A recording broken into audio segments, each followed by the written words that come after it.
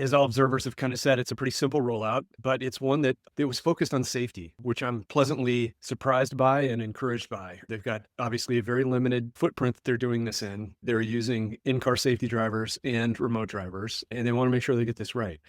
That's a bit of an opposite stance that Tesla has taken throughout the development of full self-driving, Yeah. which is to kind of really push the boundaries on the edge, and they're not doing that here. And I think that's a really good outcome because for autonomous to be successful, it's got to be safe. Jon McNeill is a veteran entrepreneur, investor, and former Tesla president with a decades-long track record of scaling innovative companies. He's the CEO and co-founder of DVx Ventures, a firm focused on building and investing in enduring businesses that make a positive impact on the world.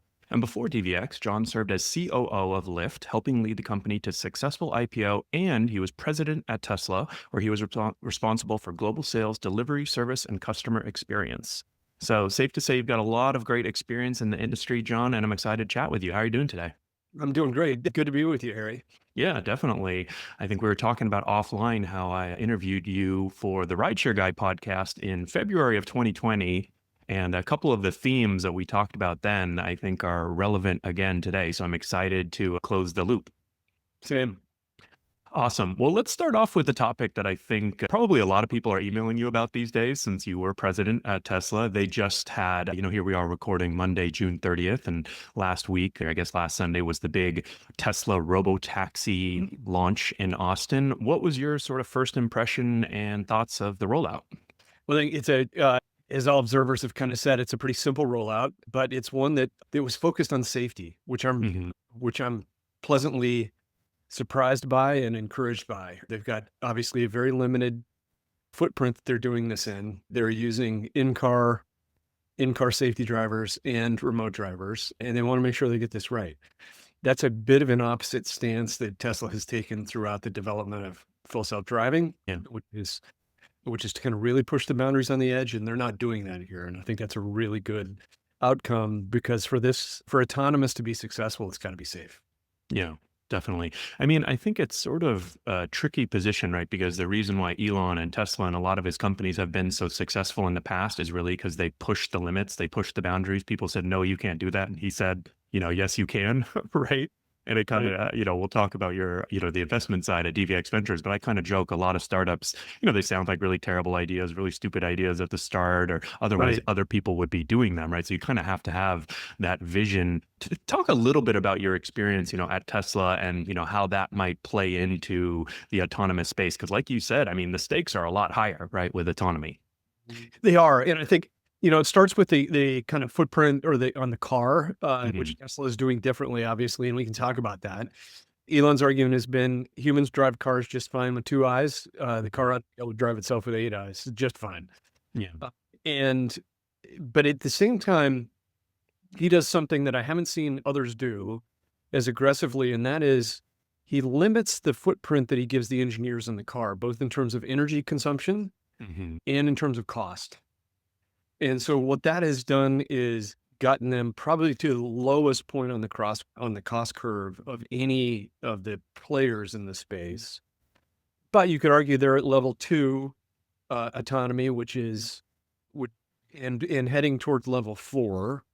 But Waymo's been in level 4, and others in China and other places around the world have been at level 4 for quite some time. So it may be comparing apples and oranges. But Yeah. for now, I think Tesla has the low cost platform for autonomy, and they also have the low cost energy consumption. Now, there's a lot of mistakes made in the press about how many Tesla cars are actually eligible or can Hmm. process the latest version of the Tesla full self driving, and it's actually a small handful because you need hardware for them. Right. And so I think analysts and reporters that look at this and jump in and say there's millions of cars that Tesla can now roll out on. That's actually not true. I have Yeah. one of the first Model 3s. I can't upgrade beyond hardware 3.5. Right. And the cameras are facing the wrong direction, actually, in some cases. So I think there's a lot of interest, obviously, in what Tesla's doing, and deservedly so. Yeah. Well, and I think that's why it's great to have your perspective. It sounds like obviously you worked at the company, you're still driving the vehicle. I mean, I think there was a big Business Insider article where they went and compared Tesla versus a Waymo, and I'm pretty sure they were using, hardware 3, basically an older Tesla. So it's sort of like you said, like not really a fair comparison. Is there anything that, sort of frustrates you with the media coverage of Tesla, or do you think some of the criticism is fair? What do you think sort of like I guess like general perception of Tesla these days? I think one thing that surprises me is is how little homework is done on the market sizing. You Hmm. see these lines and you see reputable analysts say, this is $1 trillion opportunity for Tesla. Yeah.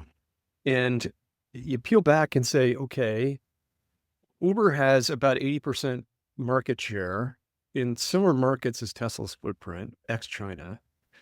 Uber's total revenue in rideshare is somewhere around $10 billion. Hmm. And you look at, and that's their net revenue, obviously. You look at their market cap of 100 and call it $140 billion today for Uber. Roughly half of that is attributed to Eats. So you've got the most valuable rideshare company in the world with 80% market share in the US and in European markets. And it's valued at roughly $70 billion. Yeah. So Tesla would have to take all of that market cap plus 10x to be able Yeah. to get to these numbers that are approaching $1 trillion. That to me is surprising that people don't do basic math and basically stop the analyst or stop the reporter and say, "Can you just rewind the math for me? How do you get there?" No, there And was an whether it's inter Kathy Wood or Dan yeah. Ives, their their their numbers just aren't credible, I don't think. Got it. So there's definitely a lot of hype around the company. There was an interview For that sure. Uber CEO Dara Khosrowshahi actually just did last week at a Cerebral Valley conference in London with Eric Newcomer, and Right. Eric asked that exact question. That hey, Tesla's valued at $1 trillion, and do ask Dara basically like you guys are 190 billion market cap, right? Do you sort of feel that's unfair? And Dara had a pretty friendly answer, but I could sort of feel the strain in his voice where he sort of felt like, man, this seems pretty unfair that Tesla's getting all this credit for autonomy. And, here we are with an actual product, that's live and, kind of operating. And like you said, doing, I mean, I think people sometimes forget, right? Uber does 30 million trips a day, right, around the world. So, Right.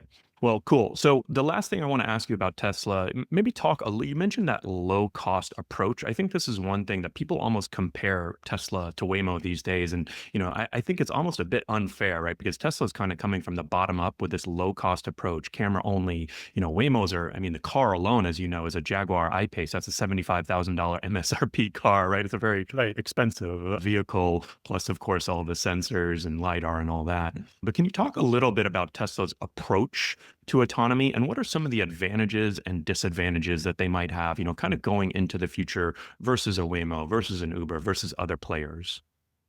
Maybe a good way to think about that is for us to talk about hardware and then software. So on the Sure. hardware side, as you mentioned, they're camera only. And in Elon's argument that, hey, a human can drive a car with 2 eyes, we ought to be able to drive a car with 8 eyes, is valid at the surface, except when you start to look at, okay, what weaknesses do human eyes have? We don't see through glare very well, sun Yeah. glare. We don't see through the dark very well. We don't see through weather very well. And we certainly don't see around corners. And LiDAR solves that problem. And so the first people to get to the solution have had LiDAR as part of their Yeah. solution. Now, Elon was resistant to LiDAR for 2 reasons on the hardware side, mainly. One was cost, Hmm. and the cost of LiDAR has come down, especially in China, because they forked a different technology decision and decided to Yeah. go with solid state LiDAR, which is very inexpensive and turns out to be very reliable. The second reason, though, it is the compute load, and Elon didn't like the fact that you've got now 2 sensor systems that could potentially be arguing with each Got other it. on. And in the case of autonomous driving, where you have a split second to make a decision, 2 systems arguing with each other is not a good Right. thing, because it costs time. So he didn't like it from the raw hardware cost and the compute cost, and so has decided to to bulldoze down the path of camera only. And when I'm driving my Tesla, several times during drives, I will get a message, hey, full self-driving isn't available right now because of the sun glare on the Hmm. cameras. And that obviously isn't a great outcome if you're in an autonomous robotaxi. Yeah. So I do believe there's a moment of truth coming where there may be some extra sensors deployed on the Tesla hardware system Got it. to better match the need for both safety and just operability. Yeah, I mean, I just interviewed an executive from Apollo Go, who's the big Chinese AV Yeah. ride-hail player, and they claim that their RT6, their latest technology vehicle, they're producing with lidar and radar and everything for $30,000. So it seems like, like you mentioned, I think in the past when Elon was very resistant to that cost, it seems like maybe in lidar, some of these areas, some of the costs have come down. So that could be an opportunity in the future. They have, and the chip speeds have come up, the clock speeds have come up, so that solves part of the compute cost issue too. On the software side, it's been really kind of interesting to watch the market evolve. And I'd say the market kind of for autonomous companies divides into pre OpenAI and post OpenAI and the start dates. So when you take Cruise, Argo, Pony, etc., companies were started in the early to mid teens, so Mhm. 2012 to 2015. Those were largely companies that were started with robotics models on the software side. And so they were largely machine learning and what's called deterministic, a lot of rules built in. Got it. So the code to stop them from doing bad behavior. Post OpenAI and with the introduction really of large language models, now there's a new generation of companies. I was about to say a new wave of companies, but Wave is one of those Is one of companies. them. And they had the benefit of starting not with the code debt of pre-LLMs, but they got to start with LLMs fresh. And that proves to be a very effective way to develop a software solution here for autonomy. It doesn't handle edge cases as well. And so there's an argument that you've got to have kind of both a hybrid of LLMs and deterministic approach. But Tesla, I think, really reflecting Elon's leadership style, made the pivot and Mhm. made the pivot hard about 2.5 years ago to an LLM based end to end model where they're literally taking any time that a driver intervenes in the car, they're taking that from the steering wheel all the way up into the LLM training. Got it. And that's what Waymo's doing. Waymo pivoted hard too. I don't think Mm. Waymo gets credit for the pivot that they did, but Waymo also pivoted, and it leaves kind of a smaller playing field for sure. And so one of the headlines that is bouncing around right now is about the potential purchase of Pony with Uber Yeah. and a large partner. But I I do think, wonder about the Travis Kalanick might be working with Uber to basically purchase exactly. Pony was the headline. Exactly. But I do wonder about that approach because that is back on the old deterministic Mm, platform approach. And they may be able to import some of what they've learned on the Chinese side of Pony, which is more LLM based. But for now, that might be a step backward in time for them. And I don't got know if it. it positions them well as a winner. So, what do you think about this argument with Tesla's approach versus a Waymo, right? Waymo owns and operates all the vehicles. Tesla, as you said, a lot of the millions of vehicles out there are on hardware 3 right now, so may not be or aren't eligible, to kind of roll out this new full self-drive product, but they are producing hundreds of thousands of vehicles. So that production capacity, right? Waymo has 1,500 vehicles in the fleet. There was big news recently that they're going to add 2,000 vehicles by the end of next year, right? Which, Right. sounds like a lot, but also compared to, Tesla or Uber or other players, it's a minuscule fraction. So, what do you think about this scalability argument that, if a player like Tesla does figure out full self-driving, they can start producing hundreds of thousands of vehicles. John, Harry, we can all put our Teslas on the robotaxi network and start making money. Does that sound right in theory if that big software piece is solved? Yeah, I think, you know, the size of the fleet is a big issue, and I think the demand curves in rideshare, Yeah, maybe better than anybody, but the demand curves peak at commute times and right. trough outside of commute times, and it happens to be that if I own a Tesla and I want to get to work, I need that car at the same time the rideshare demand is there, Yeah. and so am I likely to give up my car and my commute to put that out on the network? Probably not for that reason that I need it at the same time. But there's also the reasons that maybe I don't want people riding in the back of my car, Yeah. having to clean that up, do all this stuff Especially that if you have you've to got a brand do. new Tesla, you I may not want to put it up at totally, work, right? totally, exactly. I don't want somebody spilling a latte in the back of that thing, and then I got to clean it up. Or doing Uh, worse. so, but there likely will be a large cadre of folks like Airbnb owners Hmm. who put a small fleet together of a half a dozen or a dozen cars and put them out on the network. And to your point, the manufacturing scale that Tesla has already built in their factories around the world is it serves them well, both from an ability to respond to that demand for hardware, but also from a cost standpoint, because they are one of the lowest cost producers, including the Chinese producers. So they're going to have a really, I think, formidable hardware advantage for sure if scaling starts to scale super rapidly in the autonomous space. I can't read Waymo's mind, but I'm guessing what they're forecasting is that this is going to go slower before it goes fast. Mm. They're partnering with a lot of OEMs. You've seen the headlines with Toyota, with Geely, which is a Chinese automaker, and they're lining up that production capacity. But my sense is, true to Waymo's kind of corporate ethos, they've been careful and they want to roll out in partnership with local municipalities and regulators, and they Yeah. really want to stay on the right side of that equation with them and be partners. And that probably doesn't mean blasting a bunch of cars out on city streets. And you and I both lived through rideshare introductions and challenges in New York City. The last thing New York City wants is a ton more cars on those surface Yeah. roads because the It just has congestion pricing. congestion's real. It's a real thing. And rideshare has added to congestion and robotaxi will add to congestion. And so I think Waymo is saying, hey, we think this is going to go a little bit more slower paced to drive acceptability on the city and regulator side. And so therefore we can line up production capacity as we need it, I think is kind of their bet. Yeah. That's interesting. So, the headwinds to Tesla's sort of scalability approach are one, the kind of will personal owners, will those times that they want to put it on the network line up? Maybe there's some fleet owners that would take it. I think, some folks have definitely pointed that out as an objection. I haven't really thought or heard much about the other two objections you mentioned, right? Like rapid scale. If you add, hundreds or thousands or tens of thousands of vehicles into New York City, LA, all these, high density areas where a lot of the rideshare demand is and will be, that's going to cause some issues for residents and regulators and everyone like that. So I guess there could be some issues, beyond just the normal ones too.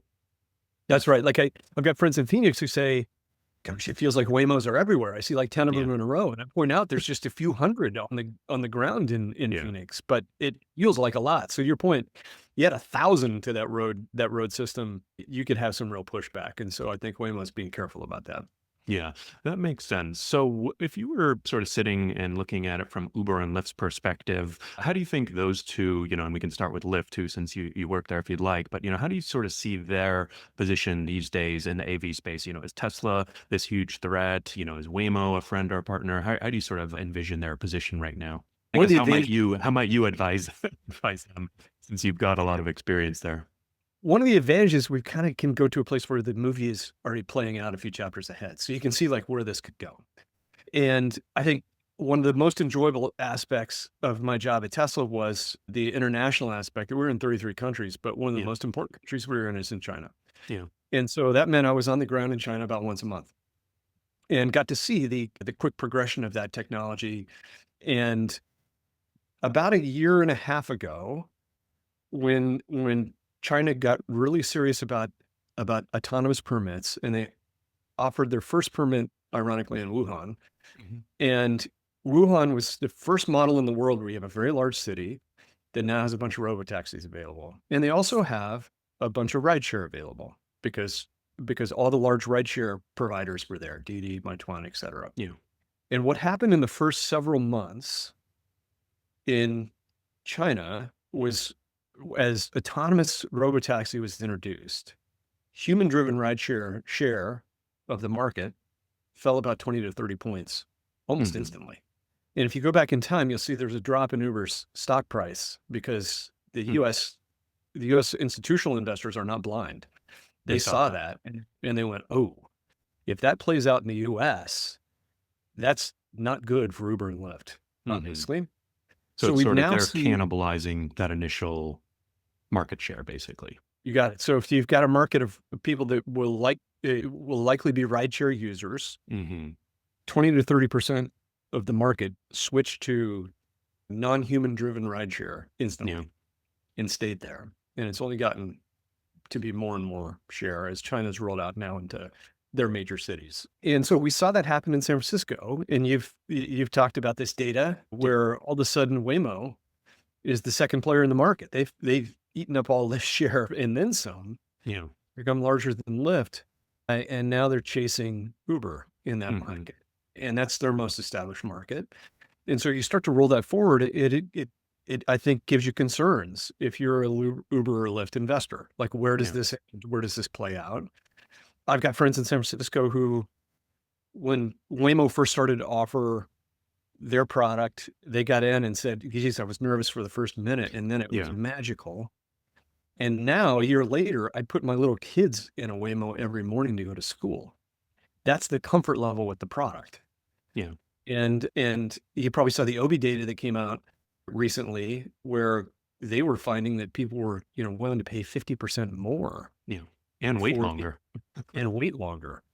So that seems to say, okay, there's a big market shift that's coming.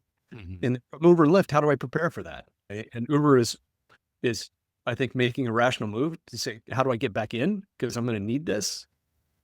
And it's rational because we just talked about the limited supply of robotaxis. Yeah.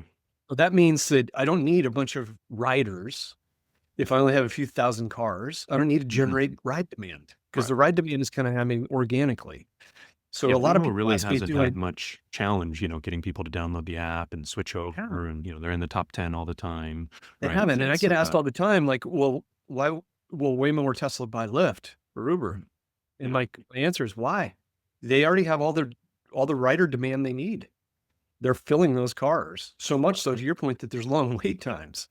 Yeah. And so from a demand perspective, the autonomous market leaders don't need the rideshare networks. And from a supply perspective, they don't need them either, because they don't need human-driven cars. And so I think what you're going to see is these autonomous folks continue to grow. You're going to see the human-driven rideshare shrink, not to zero, because there are these peak demand challenges that nobody can answer by themselves. But I think we're going to see a very different market, and that means very different market caps, I think, for Uber and Lyft. And Lyft is already challenged. Lyft, is worth around $5 billion compared to Uber's 150 to 190, depending on the day. So Uber's got a lot more room to play with there. Lyft didn't have much room to play with. And so there may be consolidation that happens as we see this. I wouldn't say over the next year or two, but maybe if we're in 3 years, there might be some consolidation that's happened. So it sounds like you're pretty bearish then on Uber and Lyft's, maybe even Lyft more so, their prospects and kind of, the next 5 to 10 years, let's call it, as these AV operators start to scale. I'd say a rideshare without AV, yeah, I'm be concerned. So I'd be concerned for Lyft. I think Uber is, making some noise that they're going to head back into the game, which would then change their prospects, because I think they kind of do need to head back into the game. I mean, Uber sort of has this big partnership with Waymo in Atlanta and Austin, as you know, where the product actually is Waymo on Uber. You can only call a Waymo in those two cities. And, as you might imagine, Dara and other executives have really been banging the drum how well it's doing, and how the AV player, should come to them. I think their argument is that they can generate so much demand, which you mentioned that, the AV companies are kind of doing on their own. And then, of course, all the behind the scenes, the logistics, the operations, which I think you work closely on when you were at Lyft. Do you buy that argument from Uber? Like, I guess if you're a Waymo, like, do you think they need Uber? Like, I mean, they've done 2 cities with them. The next couple cities, they haven't said whether we'll be with Uber or not, but that's got to be great for Uber, right? If Waymo's on Uber, that sort of solves It's great for Uber. It's great for Uber, but you can imagine, like, if you're sitting at Waymo and saying, what am I giving up for this exclusivity versus what am I getting? It probably won't lead to majority of markets being exclusive with Uber. Oh, interesting. And you would predict that the next couple markets Waymo does will be without Uber? I think they're doing Miami and Washington, D.C. next. Washington, D.C., and they're already mapping in New York City and Boston. And so I think the East Coast of the U.S. is finally going to get a taste of this. I can't tell you how many people I run into who are sophisticated investors and sophisticated technology and ask, when's rideshare happening? Yeah. autonomously, and I'm like, it's already here. I just don't It, see it it is yet. It's not amazing. I on the mean, I East Coast. literally launched my newsletter, about close to a year ago now because I'm here in Los Angeles and because I got to experience the Yeah, Waymo rides firsthand. And I know you've got a lot of roots in Boston and, they don't have a AV rideshare. So I imagine that for, maybe half of your network, it's, still kind of that pipe dream. And for the other half, it's like, oh no, it's here. It's an for sure. interesting dichotomy right now. Yeah, but you got major, the majority of the investor assets sit in New York City and Boston. Mhm. So it's gonna really shift that market from an investor standpoint too, once they get to experience it firsthand. Yeah, that's a good point. Once they sit in the back of a Waymo, I think they could be a lot more bullish on the company's prospects, right? I think that's right. So I think the main case that, Uber and Lyft have made to AV players like Waymo and Wave, others that are coming into the space, May Mobility, is that number one, they can generate a lot of demand.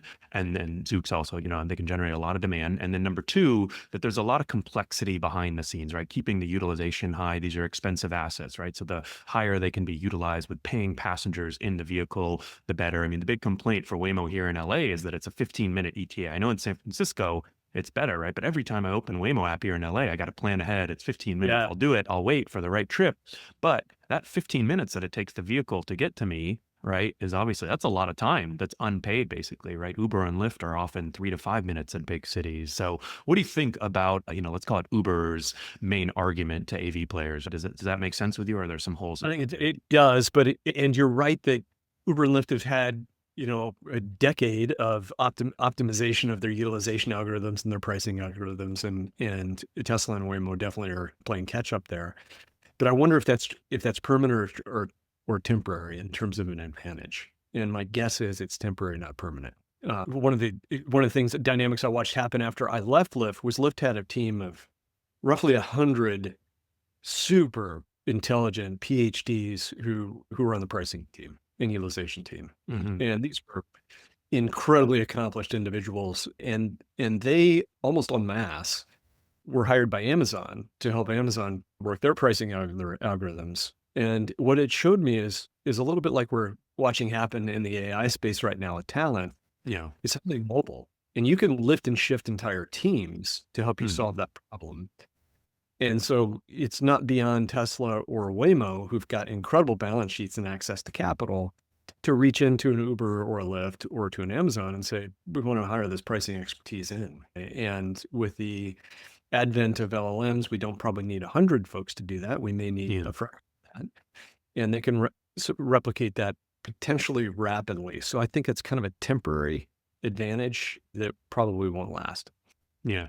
So is there any merit to the kind of peak demand argument where, I actually had a Lyft executive on my podcast, Stephen Hayes, and he talked about how, just in a regular old week, that demand is 5x, peak to trough or peak to Yeah. average, right? And so obviously if Waymo has enough vehicles to serve that 5x peak, they've got way too many for the trough. And I don't actually see a great way that Waymo could solve that, with kind of a fleet of robotaxis in the immediate future, maybe in the future where, costs got so low, they just have a bunch of empty vehicles. But I feel like in the shared fleet, it's always utilization, right? It's always how do we get these assets, higher utilization so we can make more money. How do you think Waymo solves that potential utilization problem?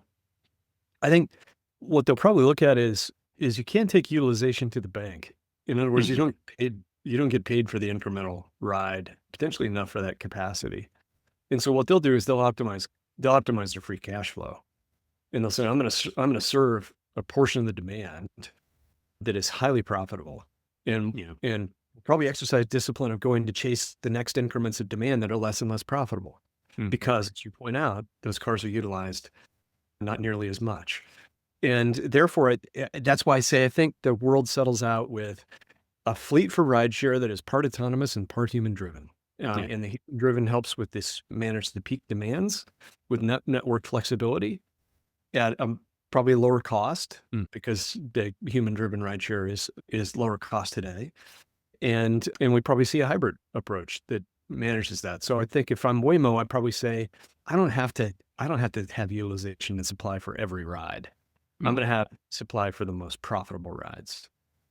Well, I think that makes a lot of sense, right? You talked about the OB data where riders are willing to pay 30, 40, 50% higher. They're waiting longer, right? So there's definitely kind of like that tier one customer, right, where they can charge top dollar. Maybe they can kind of give them first dibs, first crack. They get Right. the 5-minute ETAs, and Harry, who only takes occasionally, gets the 10-minute ETAs or higher, right? And then, so you're thinking that there would be, I mean, I guess if they had human drivers, though, they would have to partner with an Uber or Lyft, or, hire their own human drivers, right? That would be Yeah, no, I think ironic. that's where the partnership starts to make sense. Got it. Yeah, Okay, so that they might partner with an Uber or Lyft. exactly. Got it. Okay, interesting. So, taking a step back, I'm curious to know about your role at DVx Ventures. You're looking at the broad investment, and kind of fundraising landscape. How do you see autonomy fitting into this? Is this a category that you are working on, that you are investing in? I would love to know sort of where you're putting your time and money at. Yeah, we're putting it definitely, because this is a super cycle, Mm. and we want to invest alongside of it. So we've got a few investments that are playing in the space. One is called self-inspection, and what it does is it uses AI vision systems to inspect the damage on a car, E. uh, both body damage and mechanical damage. And so it's a very inexpensive footprint that allows fleets to quickly assess the damage on the car, because downtime matters, Yeah. especially in this context. And it's a team that we're really excited about, largely out of the Ukraine, who's gotten a huge amount of traction, and they're now raising their Series A, which is exciting.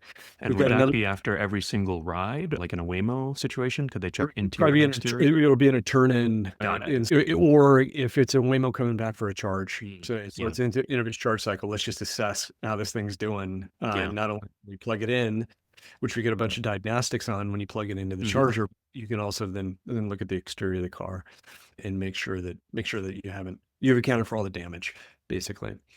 Got it. And at DVX Ventures, you guys have a couple funds. Do you incubate some companies too? What's the sort of overall structure of the firm? Question. Yeah, we incubate. So we're a little bit different than a typical fund in that Mm. we're not out seeking entrepreneurs. We're actually working on our own ideas and then seeking leaders for those ideas. And so Kirby was one of those. It's mobile service. We took the team that had invented mobile service at Tesla and rolled it out globally, knowing that that was going to be a big demand, not only in the consumer space, but a big demand for autonomy. Yeah. And so we've got a play there. It's all software. It helps every dealer or fleet start to look like a Tesla in terms of this. There's a lot of Which sophistication company is in this? software. This is called Kirby with a Kirby. C, Curbee. And it's now deployed across large swaths of the dealer network, enabling dealers to kind of look like Tesla. And there's a lot of like complexity behind the scenes, almost in Yeah. Rideshare. Got utilization of that vehicle, making sure it's got the right parts, the right tech, heading in the right direction is a pretty big trick to get Yeah. right. It seems Yeah. like there's quite a few entrepreneurs that are coming out of, sort of like what I call like the X, they're at Tesla, they leave Tesla, a lot of folks leaving, OpenAI to start Right. companies, I know some people leaving Uber to start, right? Like, I don't know, what do you call that category of like, founders from a lot of the top companies? I call it, man, I call it incredible talent. Yeah. It's when you look at the A lot talent that's, the other Waymo, obviously, I'm looking at a yeah, startup right now. This guy just left the Waymo and, okay, eyes light up. This guy's probably up to totally, something interesting. totally. And you look like big companies get created out of this, like Implied Intuition, who Mm. were developing simulation software for autonomies, peeled out and said, "Hey, there's a lot of companies that need this." And Yeah. Applied just raised at a $15 billion valuation. So there are really important companies that get created by these folks, and they've worked in intense environments where the filter for talent is very high. Hmm. They've swam through that filter, they've delivered, and now they're ready to deliver at a bigger scale. And so they're folks that we like to bet on for sure. Very cool. My last question for you. Are there any kind of opportunities that you see out there right now in the AV and the autonomy space for, entrepreneurs or, founders to sort of look at that you think aren't being met right now, that you're really excited about, that you're, maybe looking at right now? It's a great question. I think one of the things that we've looked at, and Move is definitely in this space, is kind of Mm. the overall fleet care and cleaning and servicing. And can you make a respectable margin in that business is a big Mhm. question. And because it's going to be a big business for sure. And the other play that I think is going to be very interesting here is this insurance play. Uh, If the Tesla car is, say, mine or yours, and I put it out on the network, Mhm. and Tesla's now driving that car with their software, how does that insurance work? Is there gap insurance? And what sort of what sort of hybrid insurance product might work for when I'm driving the car personally versus when it's in commercial use. Today, that falls, as you know, in rideshare, that falls totally on the driver to provide that insurance, and there are Yeah. insurance companies that provide that, but for a very high cost. And that's largely because the accident rates are super high. Mm. So as the accident rates come down, it's going to be interesting to see somebody step into this market and create a Yeah. market Yeah, that's a good and point. I solve a mean, problem. it's a pretty similar kind of hybrid insurance product. And the issue with human drivers is that there's a lot of accidents. We've worked with a couple insurance startups that haven't quite made it because Totally. of the, these Uber drivers and human drivers in general get into a lot of accidents. But a lot of the data from Waymo says they're 8, 9 times safer, less accidents and collisions. So it would sort of be maybe, that hybrid product there. So yeah, I think definitely a couple very cool and interesting opportunities. And John, really appreciate you coming on and sharing all your knowledge from Tesla, from Lyft. There are a couple other companies that I know you're working closely with too that we even get to address, but appreciate everything you sharing and coming on. Thank you. It's been fun. Nice to talk to you, Harry.